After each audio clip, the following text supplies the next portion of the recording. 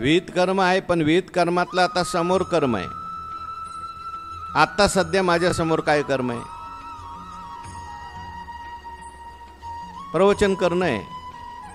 आणि तुमच्या समोर काय आहे? मी जर प्रवचन करायला जायचंय, मला नित्यकर्म प्रवचनाचं आहे, पण मी म्हटलं नाही, आज झोपून राहायचं, जाऊ द्या, प्रवचन नको. किंवा मी दुसऱ्याच कुठेतरी गेलो, कीर्तनाला गेलो. तुमचं नित्यकर्म काय?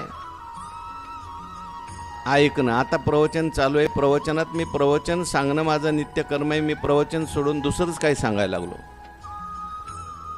त्या माझ्या नित्यकर्माचा त्याग झाला.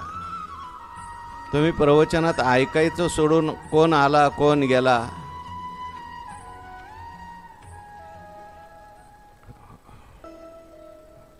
पारायण करणाऱ्या माणसाचं नित्यकर्म आहे पारायण करणं. कोणी खडी साखर ठेवली, कोणी 4 रुपये ठेवले, 10 रुपये ठेवले, तिकडे लक्ष गेलं की ते नित्यकर्म संपलं.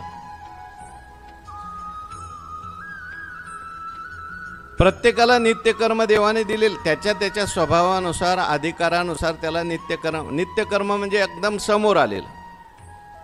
विहित कर्म भरपूर आहेत, शास्त्राने तुम्हाला सगळी सांगितलेली आहेत.